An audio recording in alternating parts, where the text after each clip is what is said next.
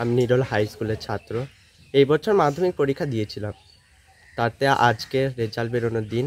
আজকে অনলাইন কনফারেন্সে দেখতে পাই আমি চতুর্থ হয়েছি। খুবই ভালো লাগছে। আমি কিভাবে পড়াশোনা করতাম, আমি বাড়িতে সেলফ স্টাডি করতাম, আর এমনিতে টিউশন ছিল কতগুলো, সেইগুলো টিউশনগুলো পড়তাম, আর স্কুল রেগুলার যেতাম। সহযোগিতা সবচেয়ে বেশি আমার করেছেন আমার মামা। তিনি আমার সারা বছরের গাইড, ছোট থেকে তিনি আমাকে মানুষ করছেন। আমার স্কুলের টিচার, টিউশনের টিচার, তারাও খুব সহযোগিতা করেছেন। আচ্ছা, স্পেশাল সহযোগিতা সবসময় পেয়েছি। সে কখনোই সহযোগিতার হাত ওনারা ছিনিয়ে নেননি, সবসময় সহযোগিতার হাত বাড়িয়ে দিয়েছেন যখনই গিয়েছি। এরপরে আমার মেন টার্গেট হলো আইআইটি, জিমেন এবং অ্যাডভান্স পরীক্ষা দিয়ে আইআইটিতে যাওয়ার ইচ্ছে আছে। ইঞ্জিনিয়ারিং নিয়ে পড়তে চাই আমি। আমার নাম মোহাম্মদ সেলিম। ভাত খেতে শুরু করেছিলাম, সেই সময় মোবাইলটা চালিয়ে রেখেছিলাম, কারণ আজকে অনলাইন কনফারেন্স হওয়ার কথা ছিল। সেখানে তখন আমরা দেখতে পাই কি চতুর্থ র্যাঙ্কে পূর্ব বর্ধমান জেলা নিরল হাই স্কুলের ছাত্র হিসেবে আমার নাম ঘোষণা করা হচ্ছে। কেমন তখন খুবই দারুণ লেগেছিল, সত্যি ভালো।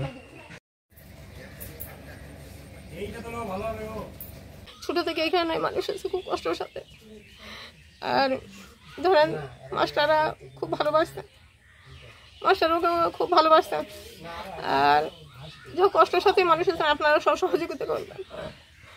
দিদিমা আচ্ছা, খুবই ভালো লাগছে, খুবই ভালো লাগছে। কিন্তু আমার নাম রশিদা বিবি। আপনি কে হন? আমি দিদিমা। মানুষ হয়েছে এইখানে খুব কষ্টের সঙ্গে মানুষ হয়েছে। মা মারা যাওয়ার পর আচ্ছা, নিজেই বুদ্ধিতে সবকিছু করে মাস্টার মশাইরা সহযোগিতা মাস্টাররা করলেন।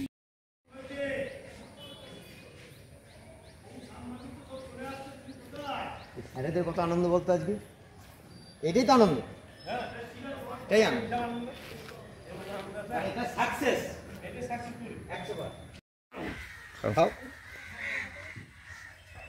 আচ্ছা, পাশে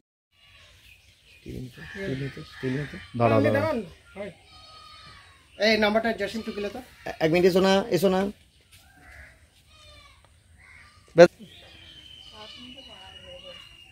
বেশ,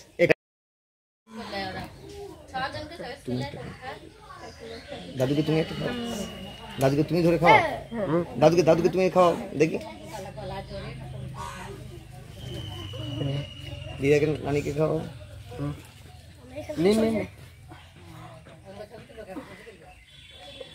লিগা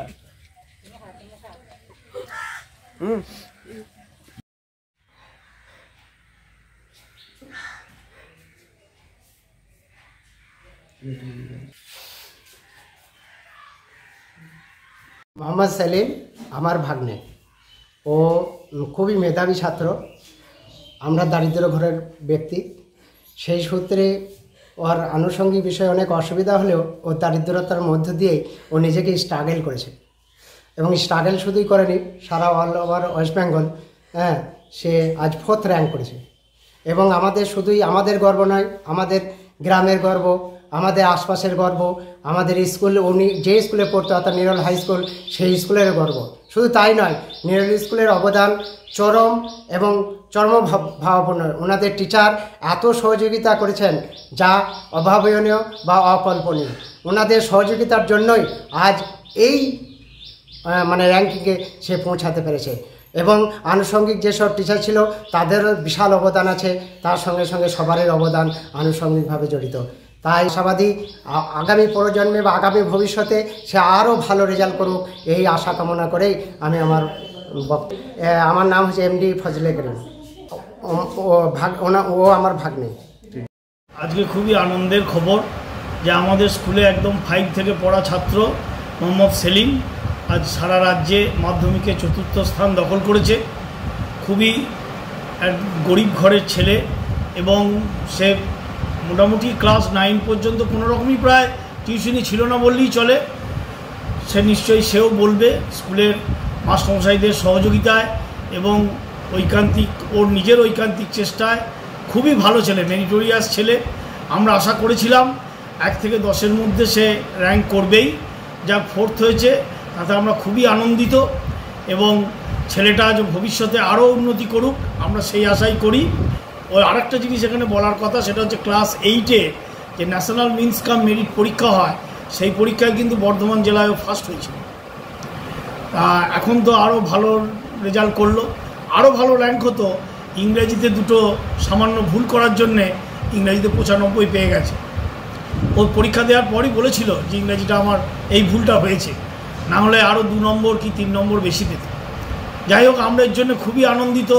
নিরোল স্কুলের পক্ষ থেকে সকলকে অভিনন্দন, এবং ছাত্রটিকে এখনও আমার সঙ্গে দেখা আসেনি স্কুলে, রেজাল্ট নিতে নিশ্চয়ই আসবে, এখনই আসবে। আমরা তাকে যথাযথভাবে আমরা সম্বর্ধনা দেব।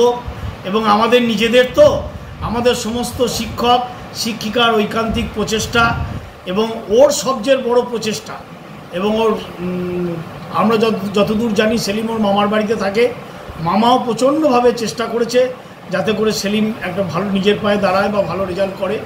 এটা নিরোল স্কুলের পক্ষ থেকে এবং এই অঞ্চলের পক্ষ থেকে একটা খুব আনন্দের খবর। এবং ক্লাস মানে তোমার 4th র্যাঙ্কটা, এটা তো মানে পূর্ব বর্ধমানে তো নিরোলই পুরো 4th র্যাঙ্ক করেছে।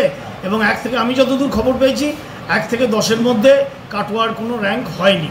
সেখানে একটা প্রত্যন্ত গ্রামে এরকম একটা র্যাঙ্ক খুবই ভালো। ওর থাকে এখন শিরুন্দি গ্রাম। আপনার নাম এবং পরিচয়?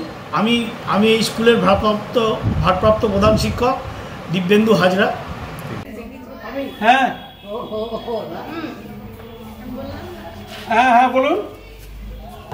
হ্যাঁ অবশ্যই ভালো করে টাকা একটু আপনার জানার সাথে জান, আপনারা শুন। যা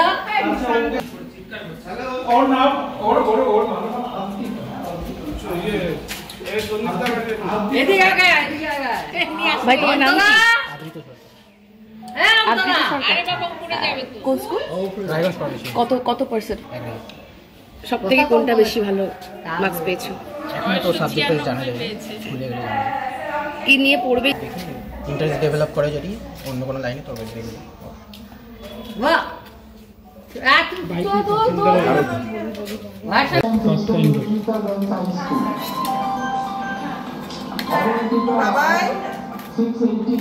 হাসি কোথায়? কারণ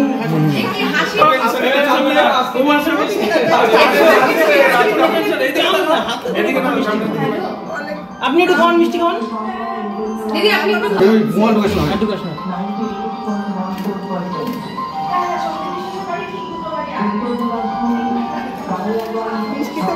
আপনি একটু হাসি এই যে আমাদের ক্যামেরাতে দেখাও। ঠিক আছে হ্যাঁ, আমি রাজ্যে প্রথম স্থান অধিকার করেছি পশ্চিমবঙ্গে। হ্যাঁ, 696 আউট অফ 700। সাবজেক্ট ওয়াইজ জানা যায়নি, স্কুলে গেলে জানা যায়। কেমন লাগছে? হ্যাঁ, খুবই অপ্রত্যাশিত ছিল। ভালো রেজাল্ট হয়েছে ভেবেছিলাম, কিন্তু রাজ্যে প্রথম স্থান অধিকার করবো এটা খুবই অপ্রত্যাশিত। কতটা আশা করেছিলেন? 1 থেকে 10-এর মধ্যে হয়তো থাকবো এটা ভেবেছিলাম, শিওর ছিলাম না, কিন্তু তো মানে খুবই অপ্রত্যাশিত এক কথা। মানে এই যে তোমার এই যে একটা সাফল্য, এটা কার জন্য হয়েছে বলে তুমি মনে করছো? প্রথমেই বাবা মা আর দিদি, সবাই পরিবারের সবাইকে, মানে স্কুল টিচার যারা রয়েছেন, রায়গঞ্জ করোনেশন স্কুলের আপামর যারা শিক্ষক মন্ডলী, এবং আমাকে যারা সারা বছর গাইড করেছেন, প্রাইভেট টিউটর যারা রয়েছেন, বন্ধু থেকে শুরু করে সকলের অবদান রয়েছে। প্রথম কোনো বাধা ধরা শিডিউলে ফলো করতাম না, তবে যতটুকু ইচ্ছে হতো প্রতিদিন ততটুকু করতাম। এবং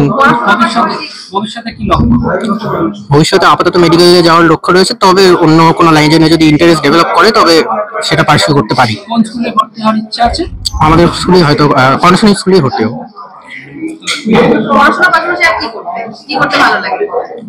পড়াশোনা করতেই ভালো লাগে, এছাড়া কুইজিং এ আমার হচ্ছে বিশেষ একটা আকর্ষণ রয়েছে, সেটা পার্সিউ করেছি, মাধ্যমিকের বছরে করেছি।